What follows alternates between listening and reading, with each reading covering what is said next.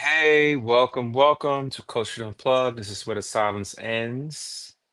Thank you for joining in. Thank you for joining in. We're going to be starting here momentarily, waiting for Amir to pop in.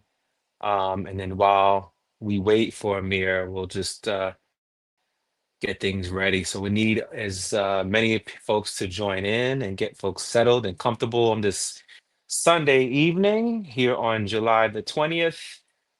2025. Uh, Lots to catch up on. It's been a while since I have been with you, respectively. It's been a minute. It's been a while. Lots of stuff going on. I'm moving some things around. I'm in the process of moving, making some transitions. But one thing I had to stay, consistent on. Uh, okay. Yep. So let's see here. Okay, and clicks and views, can you elaborate just a little bit? Let me know what you mean here.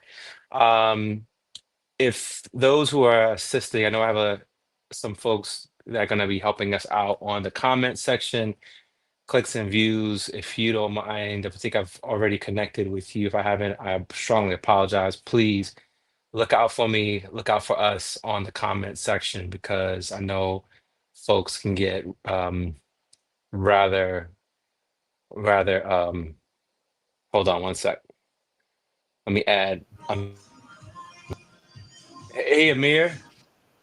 I think my can you hear me okay? Not exactly. Your background music is kind of loud. Are you Oh, able you to hear the join from music? a Oh, okay. yeah. One second. I'm sorry.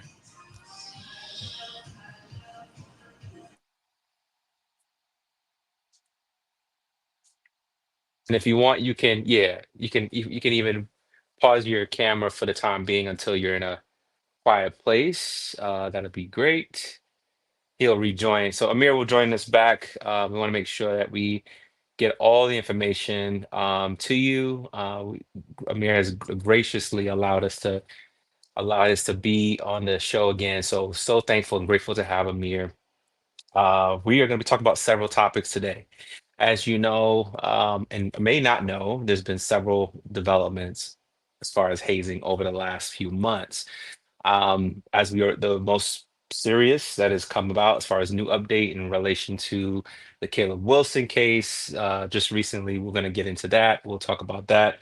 Um, we'll talk about also, which is the main topic I want to address, is the Phi Beta Sigma hazing scandals going on at Penn State. So, a lot of new developments around these cases that I want to address and share with you all.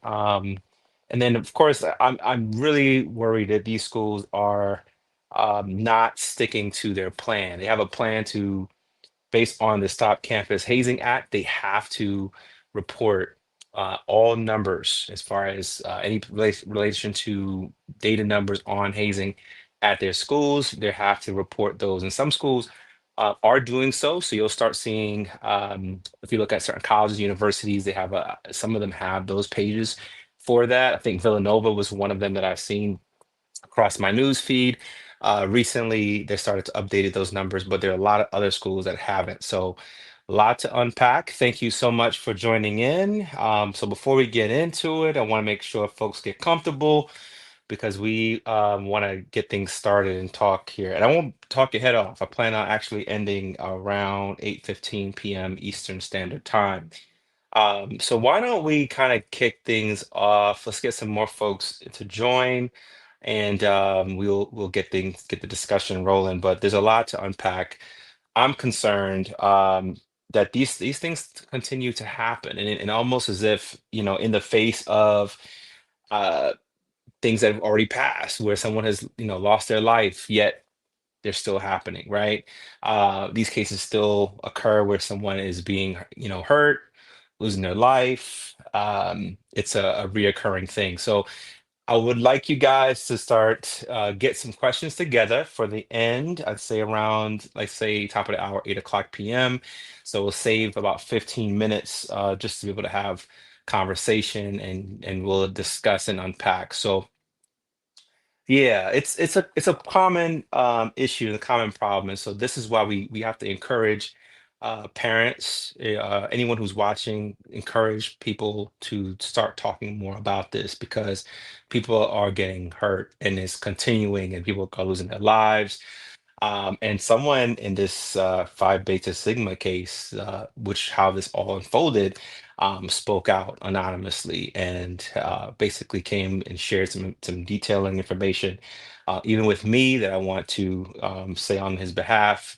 And the details are alarming. So want to share what I have and get things going. So while Amir is getting himself together, I'm gonna go ahead and start. So let me go ahead and lead with a prayer and allow for you all to join me. Heavenly Father, thank you for allowing me the ability to be used as a tool to help uncover the truth and to pull back the silence wherever it exists, to help young people and help parents with the truth and with the education of why hazing is not only happening, but how it continues to be a problem. And so we ask, and as a community together, for those viewers, let it touch those who need to be able to receive this information. Let it guide their hearts, their spirits.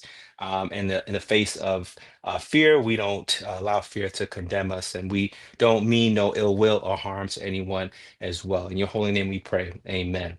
So let's kick things off right away. So, first of all, before I get into it, some of the discussion and talks that I'm having here are based on the latest developments that, as we know, as far as hazing goes right now. Biggest developments is around Phi Beta Sigma and also the Caleb Wilson case. So there's no condemnation that I have against fraternities, sororities. We're not anti-Greek here or anti-organization. We're just anti-hazing.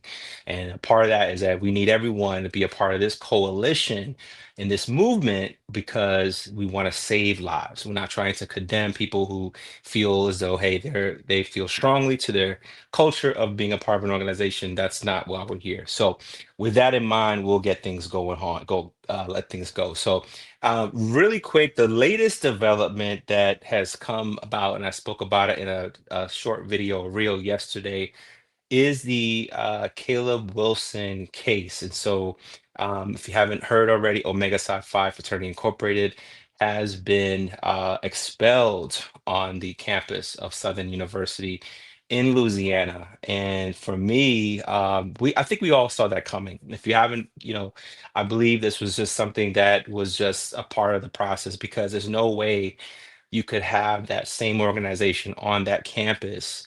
That chapter, we're talking about that particular chapter, the Beta Sigma chapter in Baton Rouge. There's no way that that chapter could go on and be, allow for more students to be a part of the organization. So uh, that's a problem, And so anyway, I am here also working to get Amir in. Hang on one second, guys. He like is having a issue just kind of getting in here. Here we go. Let me go to add him to the stage. Okay, Amir, you still So there with us? can you hear me by Yes, any I can chance? hear you. I can hear you, brother. Can you hear any background noise? No, So this is much better. I'm gonna go back to where I was. I was able to find the Okay. option where I can click off the background noise. Didn't mean to Okay. interrupt, but if it comes up again, I'll just switch back to where I am. No problem. No problem. Glad to have you here with us. Was a little worried you weren't able to make it in, but you're here now, so that's okay. So thankful to have you in. I just prayed, and so looks like did I lose you again? Oh, like the video's out. Okay. Um, Basically, I'm concerned. So with the latest development, as we already know, with the Caleb Wilson case, that's where it stands. I think it was a good call for Southern University to take that next step, but that's not necessarily the end of the story here. Focus next step at this point is where does that leave for Caleb McRae, Kyle Thurman? Isaiah Smith, where does the next step lead in the justice side of things as far as the courtroom side of things? So what we see or what we'll see, I believe, from that is starts really this October, this fall. So in a couple of months, we'll know where this direction as far as actual trial date.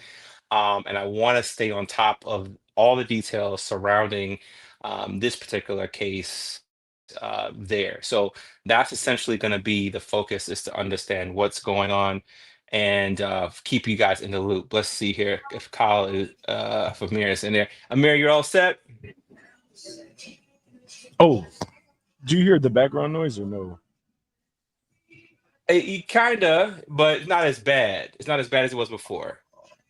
Okay, I'll just go back to where I am, but I'll stay on camera this time. But this is the last Yeah, time we can hear my you. apologies. We can hear you. So if anyone in the comment section, if you can't hear me well or maybe having trouble hearing Amir, let us know. We'll get it working. We want to be able to have this conversation. So Amir, thank you for being with us to share this conversation. Did you hear the latest development surrounding the expulsion of Omega Psi Phi at Southern University? What's your thoughts on that? So I did hear the latest development. I think the dean of pledges. I know he was primarily, I think there were three people in all that was charged, and then I just remember reading they expelled the Beta Sigma chapter from campus, and then Yep. I think his father actually leased the warehouse to them, I think was also a member of Omega Sci-Fi, and I think the decision to expel the chapter, I think that was the right decision. It's a start in the right direction. Agreed, agreed. And I think if at this point, I'd like to see more schools take that next step as well, especially when a death has occurred or a major injury or just hazing in general, repeated, if there's been repeated acts of hazing from that particular organization, there has to be some, mandatory, severe actions that are taken to include expulsion, I think. I think that's respective for the family. What are your thoughts on at this point, where do you think that particular, chapter goes from there for those who've crossed? I know you've been on the show before, actually our first live interview from your experience at Omega Sci-Fi, how does that hit close to home for you in your opinion? And then just so I can make sure I'm answering the right way, what was the last part of your question? I just want to make sure I Yeah, can. I was just gonna say based on your experience, when you were pledging at Howard University, this kind of hits close to home for you, I would imagine. Mhm. What is your thoughts in general in terms of, how this where those students will go from here? What's your thoughts on the where it should go in the future at this point? Yeah, that's a really good question. I will say you're right. It does hit close to home, very close to home. And I would say I think currently, I think they made the right decision to expel the chapter again. Not to repeat myself, but yeah, I think that's a step in the right direction. And then I think beyond that, Beta Sigma actually is, while they've been expelled, I think that chapter is actually positioned to raise even more awareness. They can be the chapter that starts, awareness within their entire organization, Omega Sci-Fi, and really, just bring light to the, historical origins of these Right. organizations, how they got founded, addressing, the context of hazing, from a historical through a historical lens, and then how it's affecting young men on these college campuses as well, when they seek out entry to these organizations, whether it's for good reason or superficial reason. So I think while they've been expelled, which I think is the right decision, I think it also it positions them to then be a trailblazer within these fraternities and just highlight something that has been viewed as tradition but is actually detrimental to the progress of youth that attend these HBCUs or PWIs, and then they join these organizations, excuse me, from the PWI campus. Correct, exactly. And so the PWI is another thing too. So they've taken precedence, and one of the recent cases actually surrounding the main topic today happened at happened at Penn State. University in Pennsylvania with Phi Beta Sigma, and so that it looks like that particular school has gone through several incidents of hazing very recently.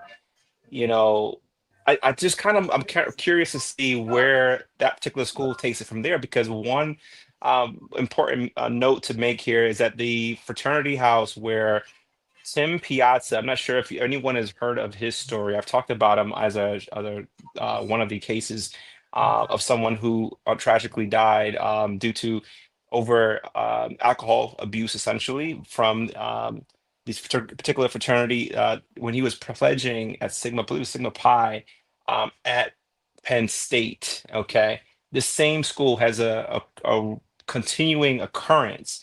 Do you think, at this point, every school should take that next step where expulsion should be essentially the next step? Yeah, so I actually do think every school, and make sure I heard you correctly, should take the next step as far as exposure, whether it's a death, and even prior to, death happening, if it's, let's say it's a reported incident on campus. And honestly, I think we're at a, point in time where, there should even be an initiation of a roundtable discussion of all the organizations, with, Mega Sci-Fi, Phi Beta Sigma, Alpha Alpha, including the sororities as well, but a roundtable discussion also, to get perspectives from each, organization, each chapter, all of the chapters involved. So I think, yes, I think, especially at Penn State, since you mentioned this is, a repeated occurrence. So that symbolizes, even administration knows what's going on. Because if it's repeated, then that means, there are members of these organizations who are in admin positions, whether they're professors or working financial aid. A lot of times on these campuses, they're also involved in the hazing privately, but publicly Mhm. they'll say they're, against the hazing. So that occurs a lot.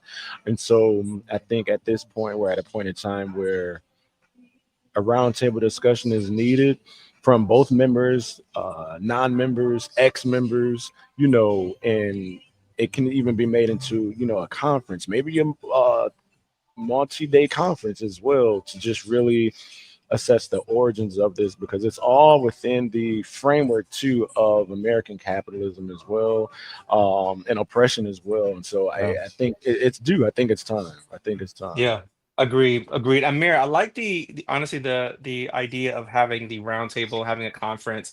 It's one that I discussed as a measure that really needs to happen, and including the community as well, Hmm. having leaders that we just haven't seen come out, especially Black leaders who are in areas of government or Black leaders in our churches.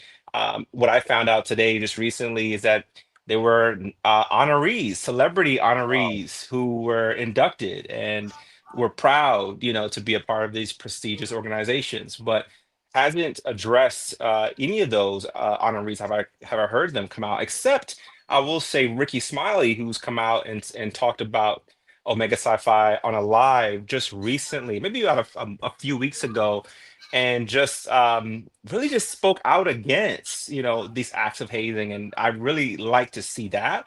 But one thing is certain, I just haven't seen that on a continuous basis from any other person of community awareness, of folks who really we get the answers for leadership or community changes and such. So there's a lot to unpack there, and I want to get to it. So if you haven't already, go ahead and subscribe. If you're new here, welcome to Cultured Unplugged. This is where the silence ends. I'm Uncle Chris. We're here with Ameer Naseer, who has been with us before, who's discussed not only his story, bombshell story. If you haven't seen it, it's the first live that's on our channel. And he goes quite into depth as far as his experience with joining Omega Sci-Fi or attempting to join Omega Sci-Fi at Howard University. So before we dive in a little bit here, quick heads up, we're going to be talking and continuing discussion surrounding hazing. I'm a former survivor of hazing myself. I talked about my story where you can see that on my on the channel here in previous videos, but we're going to be discussing the physical and the emotional abuse. So viewer discretion is advised. So let's keep the chat respectful. This conversation is about the truth, the safety, and the accountability. We're wanting to at least have discussions so that parents, if you're a parent at home, you're watching this channel, you're watching this live, you get more information on how we can help young people like that, whether it's in your home or young people that are, essentially going to college, going to school this coming uh, fall, okay, in August, next, just here next month, the end of next month. A lot of students are going to be rolling in. If you're a student yourself, you want to be able to be here, you need to be here to just get the understanding of how these things happen and how we can help prevent situations of hazing, as well. If you want to tell your story, please do so. You can reach me at my email at coveredandcultured@gmail.com. So, in this latest case, they said it was about brotherhood, but what happens when these rituals are meant to bond up and, breaking the spirits and bruising the body? So, tonight we're really diving into the explosive new charges, of course, that are happening, facing members of Phi Beta Sigma at Penn State. And trust me, this isn't just about one chapter. It's really about a culture that's really gone unchecked for too long. And listen, if you're in a frat or a sorority, this isn't about destroying Black Greek life. Let me just put that out there. It's about saving lives. So, really, just gonna go over here and just kind of look at the latest developments. July 15th, 2025, Phi Beta Sigma Lambda Lambda chapter at Penn State criminally charged under Pennsylvania's Timothy Piazza anti-hazing law. So Timothy Piazza, and I mentioned it earlier, but the actual fraternity that he was affected by was the Beta Theta Pi, was permanently banned, okay, from Penn State. So Penn State has taken a measure to remove the actual organization that led to the death of this student Timothy Piazza. That happened. He was 19 years old. When they found him, he was basically falling down a set of stairs, essentially. And during that fraternity event, of course, it involved forced drinking, little intervention from the fraternity members. So he was drinking, and they essentially pushed him to this limit.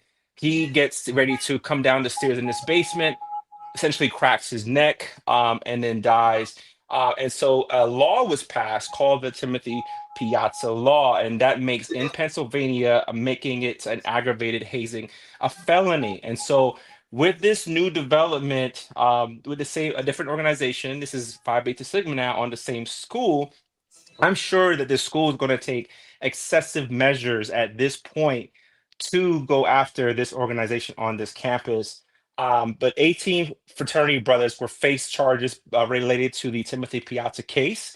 Multiple convictions follow. So this case, I believe, still defines hazing reform discussions nationwide. Why there's a big need for it. We're getting there. We're not all the way there, but essentially this is the next step, I think, where I think this is going to get really serious for the members who are involved. But just to go into it, what's your thoughts on this happening, related, Amir, with Timothy Piazza's law? It's an aggravated case in that state. Members have now been charged essentially with Phi Beta Sigma on that campus. I would say, and thank you for that historical context too, because I read up on the law, but I didn't go as deep into it as you did with this particular case with Timothy. But I will say, unfortunately, what you just shared, the origins of that law, unfortunately, it's common.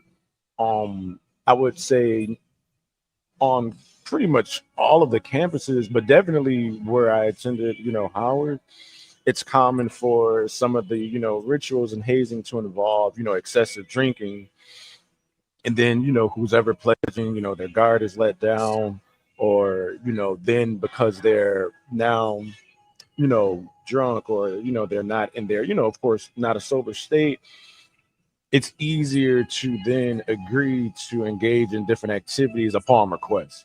And so you sharing this historical account of this law, that's what it reminds me of. And you have many instances, unfortunately, where someone's like in this case, he fell down the stairs. I know many other cases.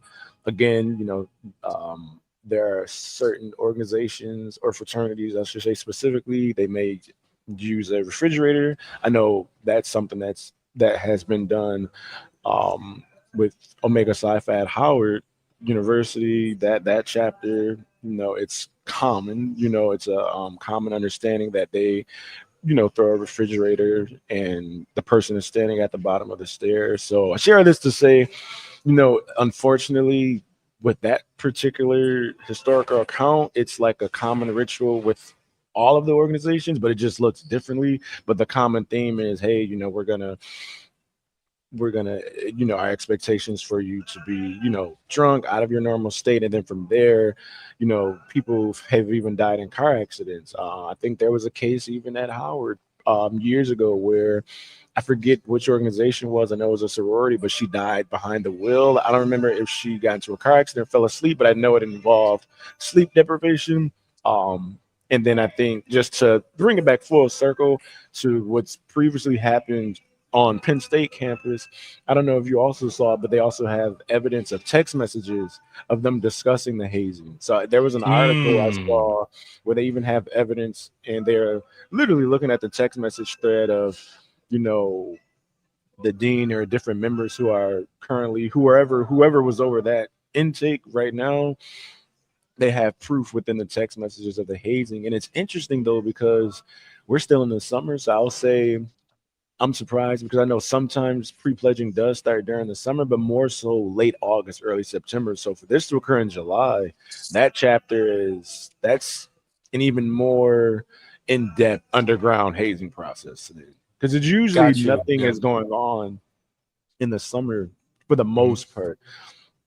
I mean, you may have few chapters where that Hmm. occurs. Like if there's a large line, that's usually, I know with sororities is usually more common. Fraternities is less common, but sororities, since there's usually more women than men on these campuses, usually they have much more prospects. So honestly, they're doing hazing year round. But with the fraternities, I know it's usually not a year round thing, because the numbers are much, not that there isn't a demand for it, but the intake or prospect numbers are much lower compared to women. Got it. Got it. And And thank you so for let me. bearing with me, because I know No, I was talking. you're good. You're good, Amir. So I just wanted to clarify there that that you're in a setting that might have some music there. So if anyone's can hear the music, we do apologize for that. We just want to make sure that folks can hear you, and it looks like we can, but we just also hear just a little bit of the music in the background. So we want to extend apologies there. But I want to bring it back to what you shared, Amir, just recently, is that as far as how this when did this all occur, and just kind of clarify some of the key facts here. So this actually happened, looks like right around March earlier this year is when a lot of these supposed and alleged acts of hazing occurred at Penn State, at the Lambda Lambda chapter. Looks like it was two folks so far have been charged: the president of that particular chapter, Jason Archer, and the Dean of Recruitment, Jacob Francis, charged in May. And it looks like all these the actual charges are really coming out now. But physical assault is where it lists. Emotional abuse is some of the case here, a part of the charge. Hazing related forced activities. Alleged hazing, of course, again, to be more descriptive in the what actually happened, it included paddling. Very much I'm familiar with that process there, being a part of getting having had it happen to me. Punching in the chest, forced military style workouts, isolation from the family and the non-members, which is something I've seen on continuous cases in relation to hazing, and all organizations here, being sent to other schools for lockups. I remember talking about this as well as in previous conversations with you all, is that sometimes when you're in the Greek life, as far as Black Greek life, you're doing, of course, you're doing all these different requirements to be a part of the process. You have to travel to get hazed. You have to go to different schools, and you'll have to have other members or alumni members or prophytes, essentially those who are a part of a line previous to the new line who's hitting you, which is called the neophytes. They're going to be they're going to be forcing you to travel to the other schools. So you could be in at Hampton University one week, or you could be at down to Grambling State University, or different schools, Bethune Cookman. So you're going traveling to get abused. Is That's what's happening, and so that's what looks like it happened at Penn State with this particular chapter. The preliminary hearing is set for August 13th. The pre-trial conference is happening is September the 15th. So we're going to be following this case as well. The chapter is suspended since, or has been suspended since March. So all these details have come out, and it was a one victim, one of the person that was on the line. So who came out with this. Two others basically denied. So two others are a part of the line denied his any of this happening, but they did an investigation and found out through text messages that like Amir was talking about those text messages, and found out that that was a lie, that it was a corroborated a whole group effort to silence the truth of what happened, which we've seen this with Caleb Wilson, where essentially they're saying, oh, he collapsed playing basketball. Come to find out, they hit this young man with a boxing glove in the chest. He falls over, and they're trying to change his clothes to basically hide the evidence of a murder. So this is I can't even get the words out because I'm so appalled by this. But this is dangerous. This is insane. What they're doing to these young people. So how do we get this far under this supposed, national anti-hazing policies that we've come to this situation now? What message does this send to other chapters? Amir, what is your thoughts as far as this occurrence, knowing we know so far right now? How does what duty does other chapters have in terms of really protecting their students from, or preventing something like this from happening again, but preventing the schools? What schools have a due process at this point to prevent situations like this from happening again? That's an excellent question. And before I start, does anyone still hear the music? If so, I'll move. Can you hear the music? Yeah, it's Ah, slight. We can hear it, but I'm gonna move. I'll move. I'll yeah. move. It'll But take I me like literally. That's okay. You can pause your camera while you move. I'll just kind of keep on going while you're doing your thing. That's okay? Thank you. Yeah, yeah, yeah. And I Okay. still remember the question. I got you. My apologies, everybody. No, it's all good, man. So basically, just kind of follow up here. Here's what I think. I think that every school at this point need to put a hold on any type of recruitment for an organization. That means I don't care if it's football, the chess club, or if it's any particular other group activity, non-sanctioned fraternity or sorority. Because the thing is that we know we have a problem.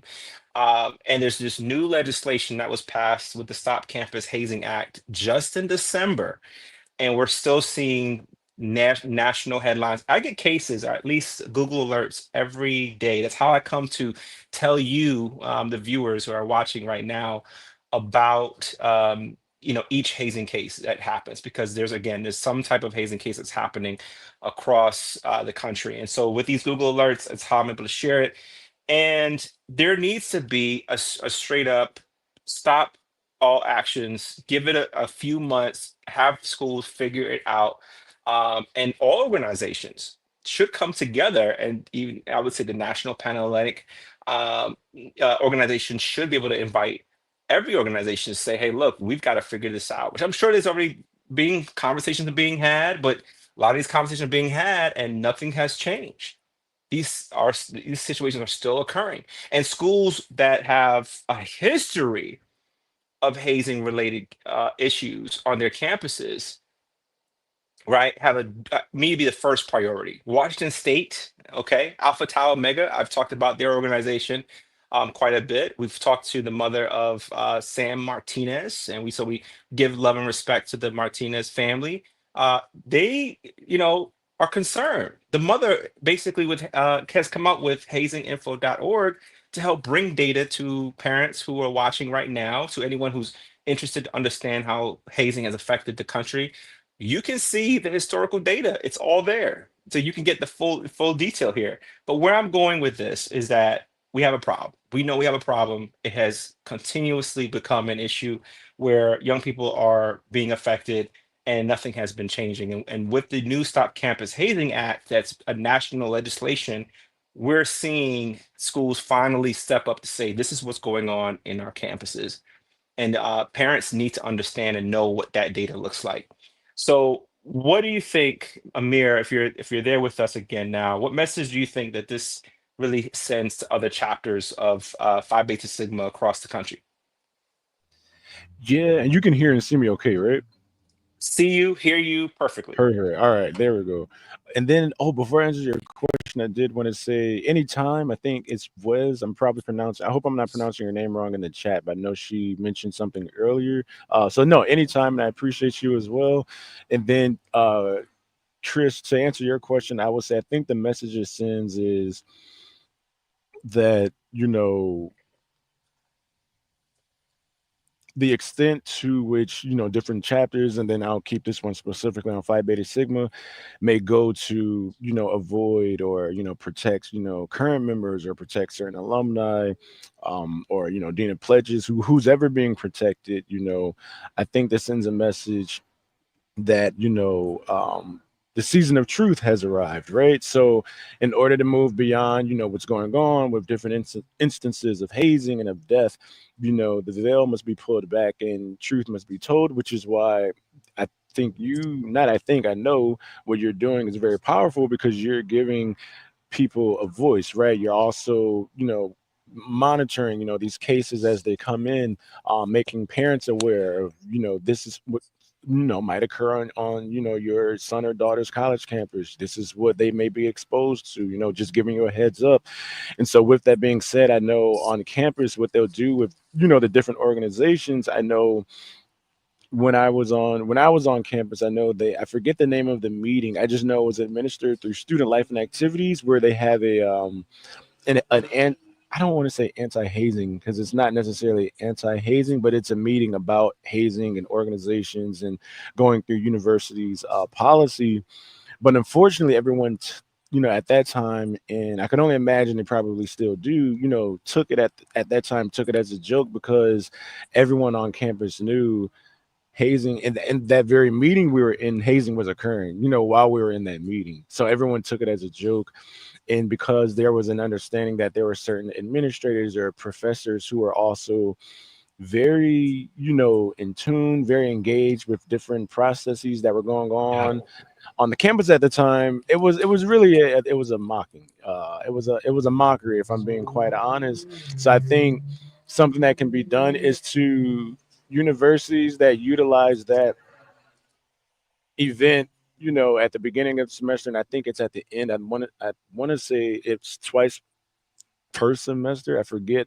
I know it's at least once per semester, to and then bring it back full circle. I think the university should actually utilize that seriously, right? And not let it be something that's a mockery, where students, and even if I'm being honest, some administrators or professors alike, will take it as a joke, right?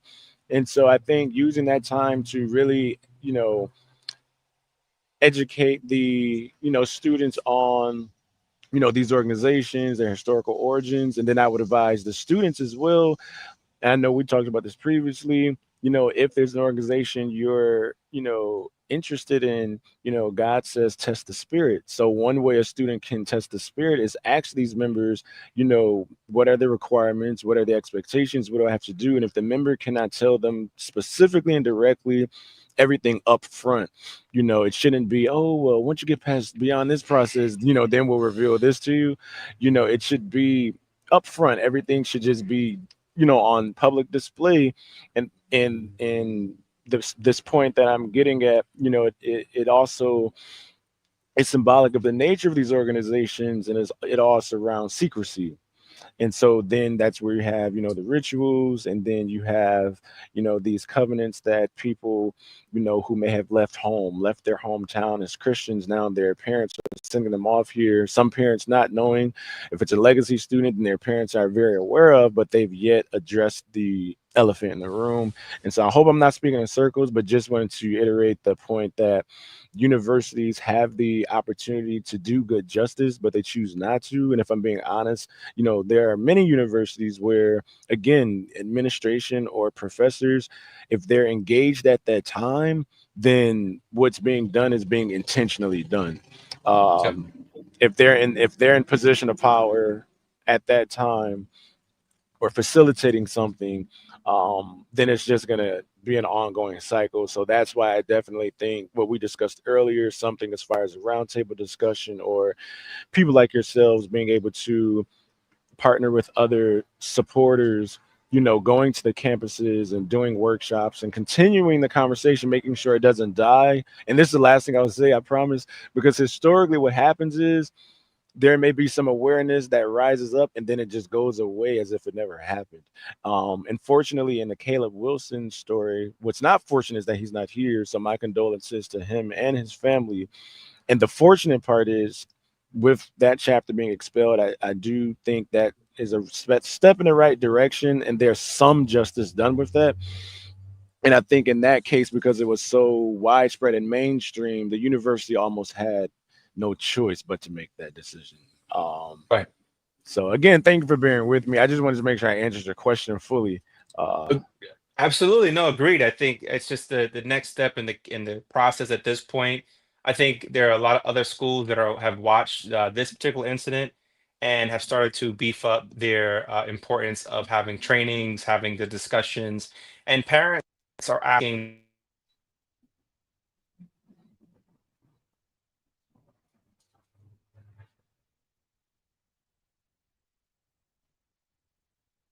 can everyone hear me? I don't know if my connection went bad or if it's Chris's connection.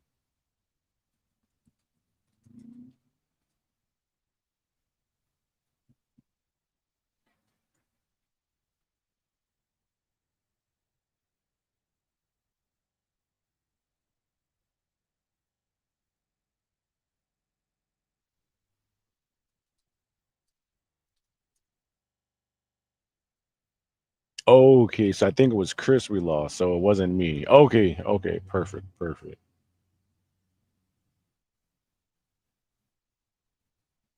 And then I guess while we wait for him to come back, I agree. Someone said, yeah, there are many correlations to gang life. Yep, mob life and occultism. Spot on. It is spot on.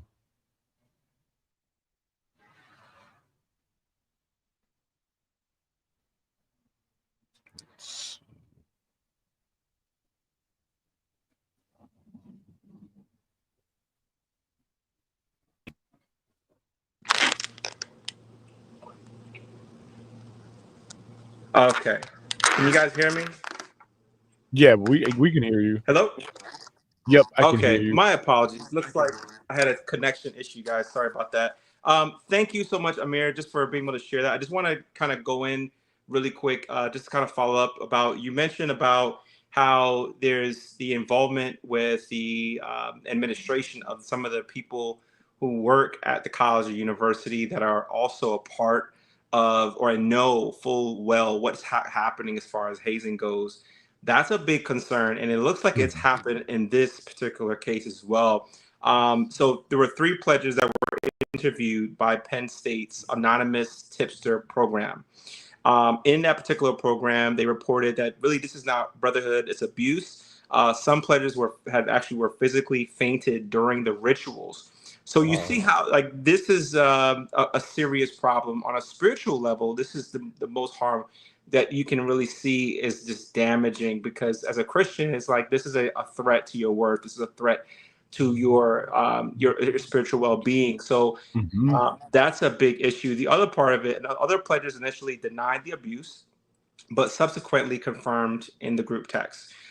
Police note that the evidence also indicated a former member named in a complaint, though no charges have been filed against him yet. So this is I would say is going to be very severe under the Timothy Piazza law that was passed. Um, I'm just surprised that they didn't consider or think that, look, there's a whole law that was elevated to a felony in Pennsylvania on from that same campus that they would allow or still, um, you know, basically circumvent or ignore or even not care maybe. But to take that risk and that put someone else's child and someone's student, that student who was a part of that line came out and said, "This is what's happened." You see what I'm saying? Like this is a Yeah. serious issue. So No, at this you're. point, go ahead. Oh no, I'll let you finish. My bad. I didn't. You got it. No, you're good. You're good. No problem at all. I was just saying that like this is like who's enforcing these, this case on this camp on that campus.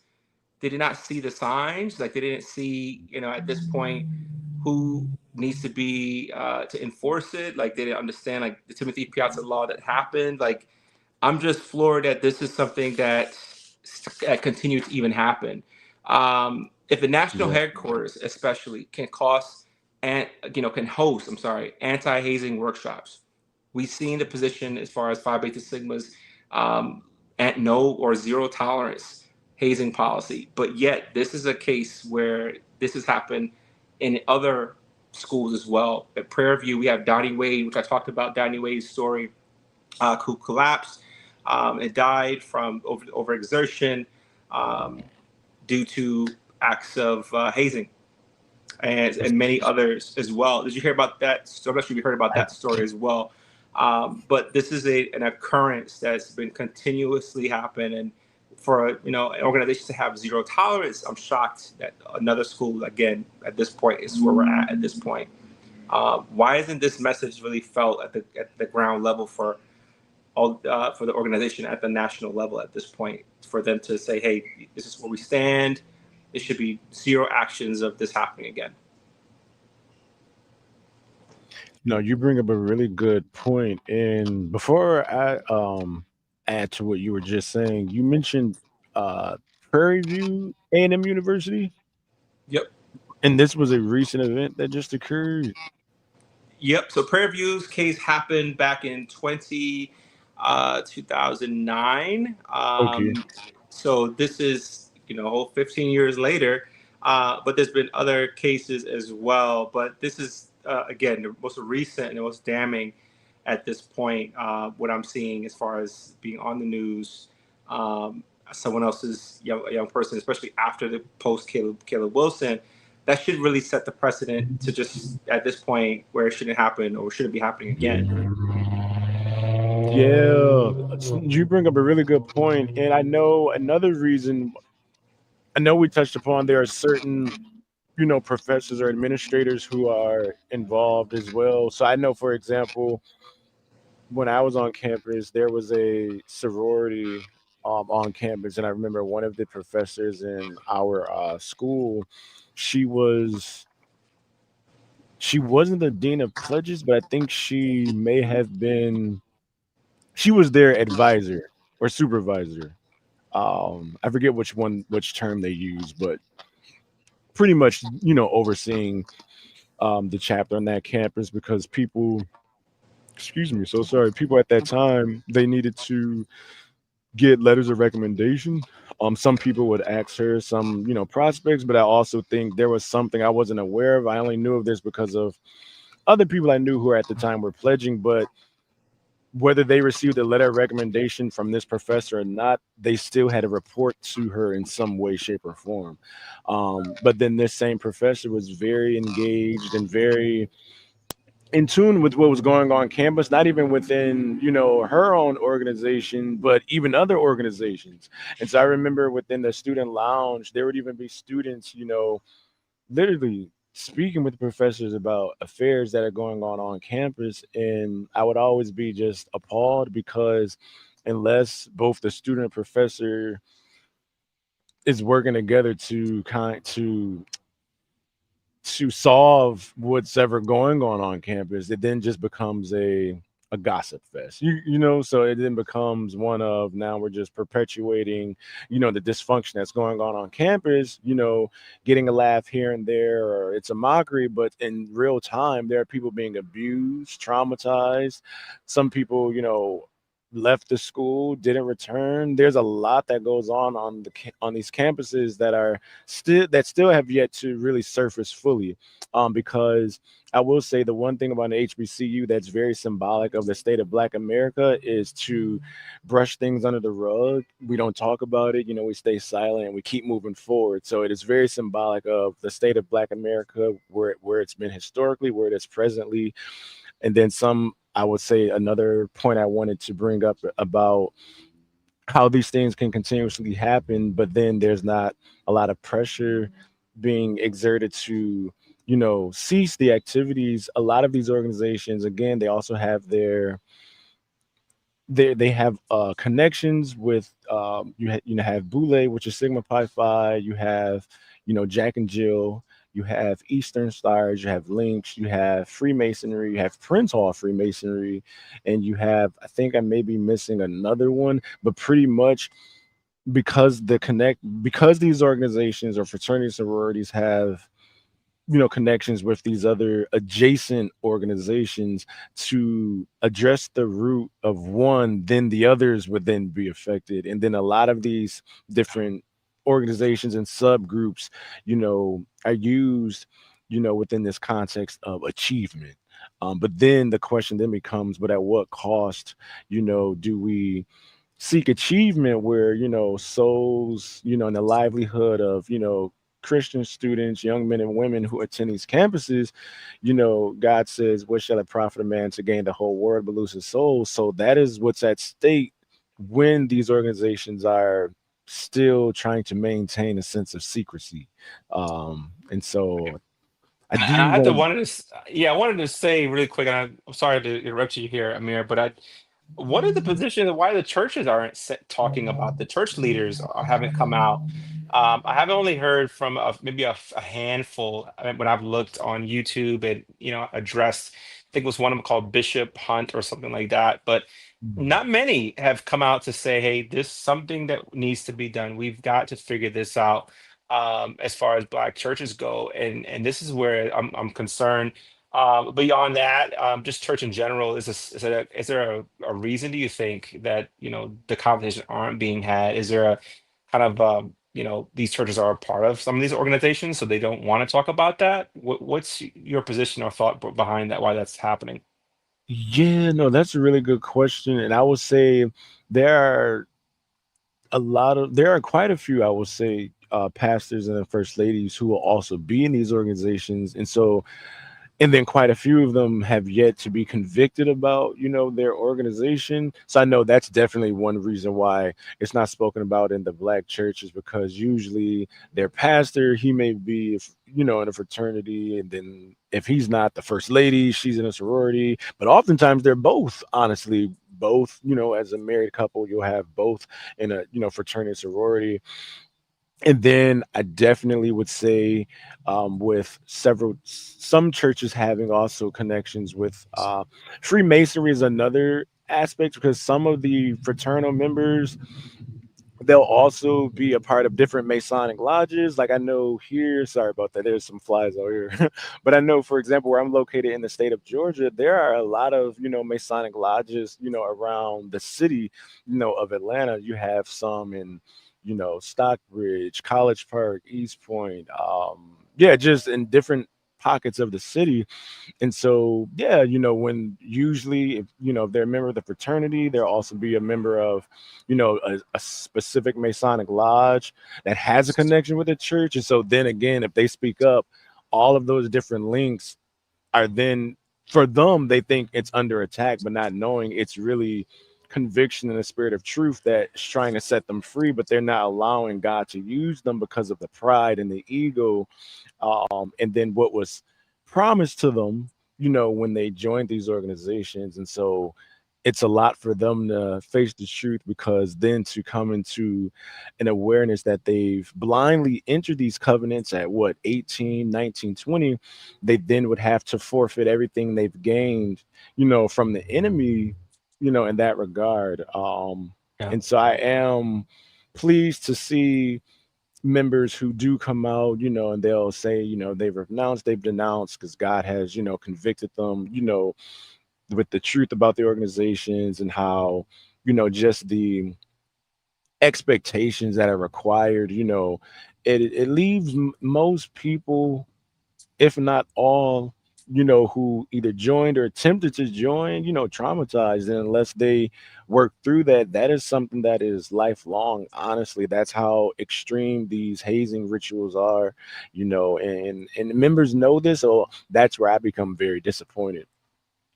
Yeah, it seems like it's serving two masters here, and we've had the opportunity to host. I'm sorry, Melissa Blair, who's denounced Delta Sigma Theta in her experience Hmm. with being a part of that organization and being able to hear how she feels in terms of hazing on a spiritual level and how it's affected families. And so we just shout out to Melissa Blair and just for her being able to speak up and speak out, but many others are have not gotten there and have gotten to a place to say, hey, I want to denounce. I'm ready to get to that place. I'm not here to tell you whether or not you should. I think it's a matter of what you feel spiritually convicted to do. And I pray that the Lord moves you to do what you feel honestly is really best for your safety, your spiritual safety and wellness. And that's my 100% goal. But my goal also is here is to save young people's lives. And I think that there's a bigger calling to that. I believe that all organizations nationally, they have this anti-hazing stance, and I believe that they mean that. But meaning it and enforcing it, that's really the two different things here. It's like, how are we going to enforce what's at this point, knowing everything that's going on, this recent case at Penn State, there are many other organizations. I have a whole list um, at Penn State, specifically Sigma Pi. They're on interim suspension on that campus. Basically for high risk drinking, intimidation, mental abuse. Okay, so we talk about Christianity, we talk about how this is spiritual warfare. We're not saying this is only affecting Black organizations or Black students. We're also saying this is also happening across the aisle and other organizations on PWI schools as well. Pi Delta Psi suspension right now through spring 2028. This occurred November 2024. The hazing included coarse high risk alcohol consumption. The chapter can't operate or recruit until 2028. Delta Sigma Iota suspended until May 2026. Kappa Alpha Psi suspended through September 2027. Long-term suspension due to repeated alleged hazing and unsafe initiation practices.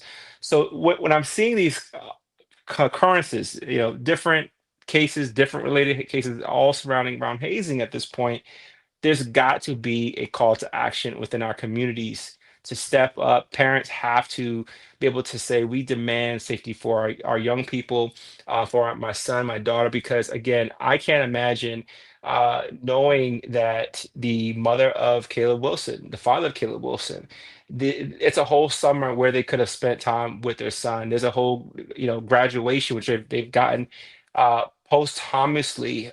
Caleb Wilson received a honorary degree from Southern University, but I'm sure they would have loved to have seen him cross. So there's these. I'm just trying to prevent these kind of damaging scenarios, these tragedies. And so when we see these things, it's just like you can't even fathom at this point. It's like, why does it still continue? Yeah. No, you.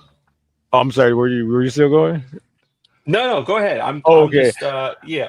I was also going to add, I think people also find it interesting. So, with many of the universities too, and I'll make this one honestly, well, it is specific to HBCUs, but then when you get organization specific, it's both, HBCU and PWI campuses. But there are several HBCUs, including Howard. I know Tuskegee was involved, and really, honestly, quite a few of them that also within not only just entry into these in the university but also into certain organizations there was a paper brown bag test. So then if you are darker than this bag, either you don't get admitted to the university, or let's say you're already at the university, certain organizations, you may not be admitted if you're darker than this brown bag. And I know two organizations that definitely have done that historically were Alpha Phi Alpha and then Alpha Kappa Alpha. Um, and so then that's where the whole you get certain stereotypes. Oh, well, these women who look this way, they usually join this one, or these men who look this way, they usually join this one. There's a historical origins as well to it. And the paper brown back test is just one aspect of it. There are many other different tactics that were used in regards to who was deemed worthy of membership or who they would, think should be qualified to pledge or be on their intake line.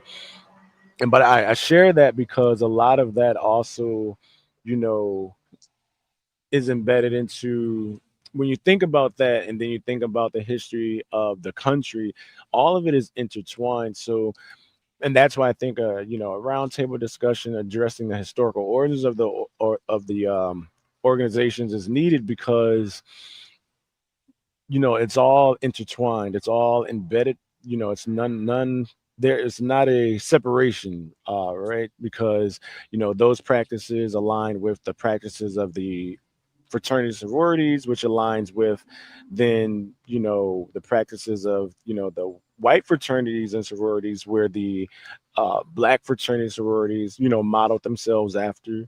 And then within that you have, of course, the pretty much the parent organization of all the nine fraternity sororities would be the Boule, which is Sigma Pi Phi. But then that was formed to model, Skulls and Bones, which was the white fraternity for only white men out of Yale University. And then the Sigma Pi Phi was initially only for black men. And then over time, they started to let, black women in. And should I just share that just for context, within how the organizations operate, where it stems from, but then also its relation to just the history of America as well. So it's all intertwined, and I think that's why, it's really, important for the conversation to keep continuing, people to keep sharing their stories and testimonies, and of course, I'll, consistently over time, always, share my own personal account, and allow God to use me as a vessel. So yeah, and I'll end there before I go Thank into you. Thank you. tangent. No, no, you're good, Amir. So I appreciate you for sharing. And then, we want you, if you're watching, and we thank you if you've just been with us. We've been talking, rambling, I think, for about a good hour.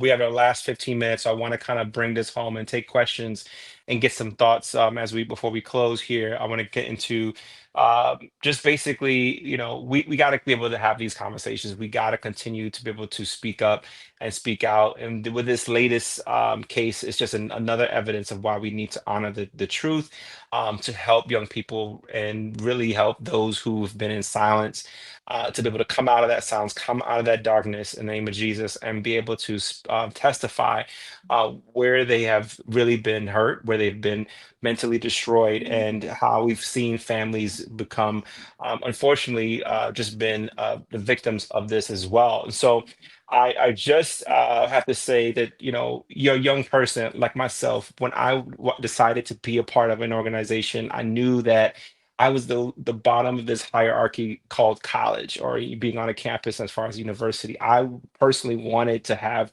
my own name out there and start from a new, fresh start, to be able to get folks to know who I am. And a part of that was being a part of this organization that did the wonderful dances and had the wonderful colors and had this deeper story there. But I could never do that at the expense, and at least I would ever advise you to do it at the expense of your health, your physical, your mental health being as well. This has caused so much pain, so much hurt.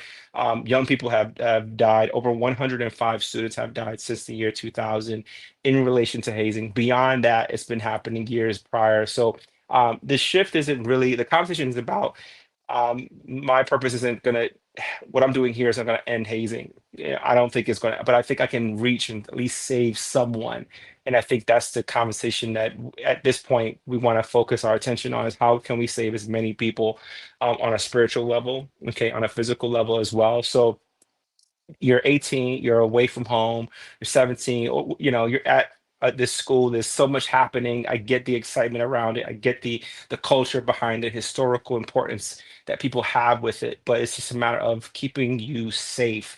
And so hazing should never be a part of the answer in terms of a process, period. Okay. So if you feel like there's something that's happening where there's an encouragement that you got to go through this and change who you are, you don't. You don't have to. You don't have to stay quiet. This is your refuge. This is your place. To the friends and family of those we've talked prior before, we've had a father who's come out. Adam Oakes' father made a comment and just said, "We thank Cultured Unplugged for just allowing this space to be a place for remembrance and honor and honoring Adam's story and many others. We've got many more stories that we've got to tell, not just a particular group or focus on a particular group, but to keep you up to date for those who are watching that why this has to change. If you've been through hazing, I want to say this very clearly. You're not crazy. You're not weak. You're not alone. What happened to you should have never been normalized. So whether you speak up or not, you're still surviving, and that deserves respect. So tonight we honor the truth. We honor the people who really who were brave enough to at least share their story, and we demand better from these organizations, including Phi Beta Sigma and others who say that they stand for brotherhood. And no brother or no sister should make you feel like this is the step that you have to go through where your life could be at risk. Okay, that's essentially a warrant to death, and that's not what we want for you, want for your family who's expecting you to finish through the real burning sand, which is the graduation stage, and come out into the world and do some amazing things. So I speak for everyone, I believe, who are watching, is that we care ultimately for everyone's safety 100%. So with this particular story, I know we're going to be following this more closely, but I want to hear from you all. As the time is now 8:05, I'd love to get some feedback here and be able to share this. And also, huge thank you. And I know we've tried to get some help in the comment section before, but Blue Butterfly, thank you. Ronald Hunt, thank you for speaking up. Thank you, anyone who's really helped. Ella, who's been charged in the comments before and returning. If I missed clicks and views, if I missed anyone, thank you 100% for just being active and being able to share these lives and share the stories as well. I do this not for my own gain. This is really about lending a voice where I feel I am God called, 100% God called, to open my heart and to be able to help bring the voices of the voiceless. So that is where I'm at. Let's take some questions, other questions or thoughts here. Ronald Hunt said it's not worth the money to try to get in these organizations. I'd say plus one to that at this point where risk happens, where your life could be harmed, where you as a Christian, you're God, anointed, and you're stepping into this place of darkness. You're stepping into this place of harm and hurt and pain, and you are being subjected in places where you shouldn't be, and you're coming back home and bringing that back home as this new person. I knew this young man who joined a particular fraternity. I won't say which one, but joined his fraternity before he was a part of this organization.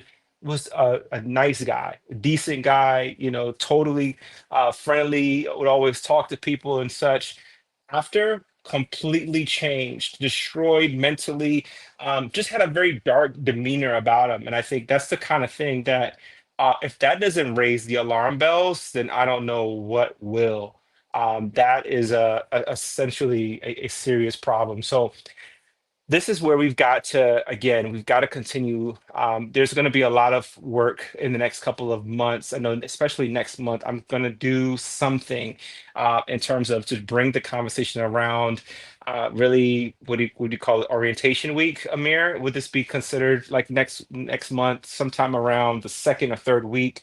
We'll Yep. have we'll have orientation week. So I'm kind of want to do some type of video around that and just have maybe anti-hazing and have that conversation at orientation week, anti-hazing, something like that.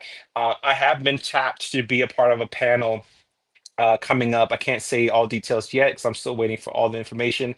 But I will be on a virtual webinar with a fellow parent who's lost her two daughters due to hazing. I'm sorry, lost a daughter due to hazing.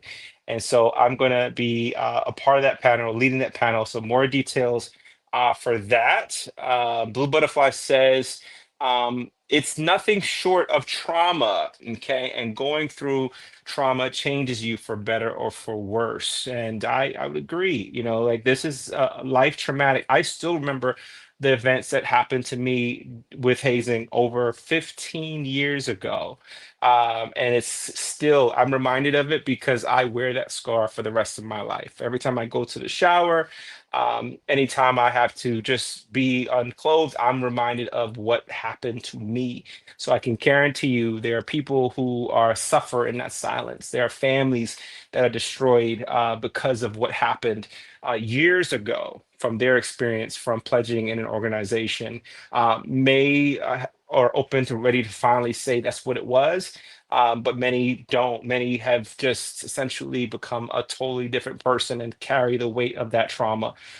And that's the key thing that we've got to prevent. I've had to do extensive amounts of therapy, mental therapy, spiritual therapy as well, leaning on God to get me through these last 15 years. But here's the product of that, right? Like I am now helping other people come out of that silence and be able to share this story. Amir, you were able to share your story, which was impactful when you share what you know you mentioned as far as what you experienced and how even the different organizations prior to finishing, okay, before even starting, I'm sorry, divine Nine organization, the smaller organizations, the honorary organizations were also doing the hazing as well. That came to no surprise for me because I seen that firsthand, just in terms of the chatter and the evidence of those who have come back to the dorms and would be limping.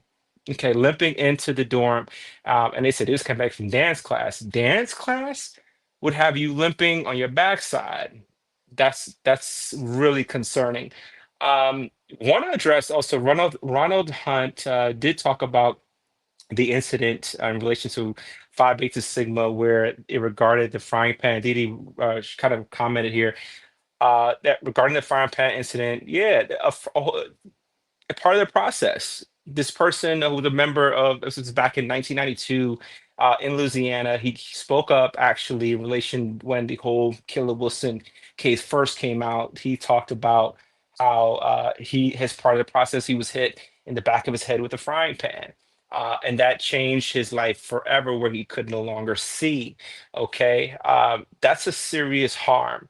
Danny Santulli, another case, who was trying to join an organization, a white organization, and they basically rendered him as a vegetable, where he can't be mobile, he can't talk, he can't walk, he can't live the life that like you and I would live, forever damaged forever. And his life, his family has to take care of him for the rest of his life. They came out with a law in his honor as well.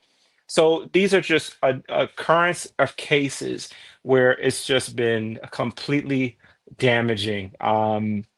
Yeah. So yeah, and Blue Butterfly says that his daughter did become a anti-hazing advocate. Yeah, she spoke up for him as well on the news story as well. And so that it's a shame what happened, and it's a shame how these cases continue to happen. And we don't, if we don't talk more about these cases, they're going to be worse problems. Would like to get Amir, if you know, what's your any final thoughts here? I know we're kind of running close to time, but if you have any thoughts and questions while we're still here up until 8:15, which is in the next few minutes, I'd love to address that. Amir? Yeah, I do have a few final thoughts, and I'll be respectful of everyone's time, so I won't be long. It was about 4 points I wrote down as you were speaking, and I also saw comments in the chat as well. I wanted to say briefly, I agree with what everyone said, and the secrecy is the evidence too, um, of the demonic rituals and activities that occur within these organizations. So the secrecy and the extent to which members will want to maintain secrecy, I will always tell anyone that's enough evidence right there, because anything that has to be kept secret, that means there's some wrongdoings, there's some iniquities that are present there. I would say the identity, that's definitely rooted in the, idolatry of the organizations and of the pledging process. When you mentioned that person was nice before he joined, and then, afterwards he just became someone who's not, that's an identity shift when you when you join, you gain a new identity in, their little gods with a lowercase g. And then also the enemy, that's what he seeks to do, is strip you of the light that God gave us. So that's evidence right there. Look how someone can be young, full of life before doing that, and then afterwards they're just stripped. But they can regain that light though when they are able to, give an all and in their own time, because this happens in everyone's own timing, which I'm very aware of that as well. But in their own timing, just allow the conviction to flow through their vessel from God, and they'll be able to retain, restore, the light that God, gave them from birth. And then lastly, I just wanted to say, with these organizations, you said a point earlier about brotherhood, and and it it sorry about that. It made me reflect on, there was a member who, he was a member actually of Phi Beta Sigma, but I remember by the time we graduated, he admitted to me, he mentioned, "Oh, Amir, you were more of a brother to me than my own fraternity brothers." I think that speaks volume Mm. to the nature of these organizations. He literally admitted to me, he was like, you literally, he was like, "You were more of a brother to me than them." Also, keep in mind, context, me and him were also cool prior to him joining. So similarly to you, I was able to, we knew each other before he joined, right? And then, there's another member who I remember, and I say this respectfully, it's not to be disrespectful towards anyone, but to just provide further context about the false illusion of brotherhood in fraternities and even the sisterhood and sororities. But there was another member who, he had a line full of line brothers, right? But he could not go to any of them, for a specific, something he needed support with specifically at that time. Of course, we're cool, right?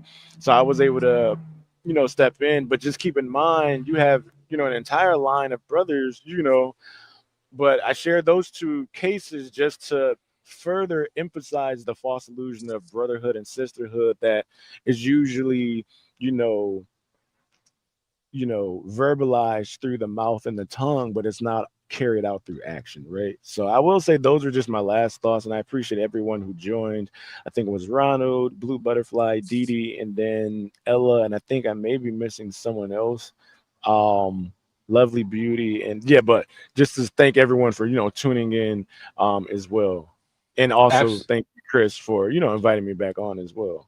No, honestly, it's an honor just to have you and join us again, and really just allowing us to just expose where this deadly silence has just been just occurred over the years, and just being a part of the mission, which I think through my own testimony, through your testimony, through many others, we do it for them. We do it for those folks who just or are watching right now and said, "Hey, I'm not sure if I'm ready to come into this place and to share this story."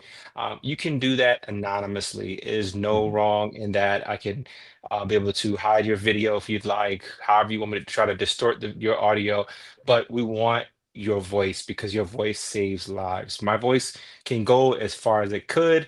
However, I do believe there's power in the tongue across multi organizations, not just Black Greek organizations, not just football teams, dance teams, even chess teams. We've talked about cases related to international hazing as well. So there's no limit. There should be no barrier for that truth to come out. And so we welcome you to reach my email, coveredinculture@gmail.com. Share your story with us. We'd be so honored to be able to really help prevent more cases like this from hopefully happening. But I will be following up and continuing to give you the updates as I receive them, and share with you new updates as I do have them. So thank you so much for your time this evening. I'm going to give them back some time back to you and your family at home, wherever you are. Amir, thank you again for just blessing us with your time with us. And we pray for a wonderful and safe and prosperous week ahead. In your holy name, I pray to you, to Lord, to be able to do that to you. So thank you so Thank much. you. In your Thank holy you. name, amen. Amen. Amen. All right. Amen. God bless you all. God bless you. Love and light to you all. Thank you.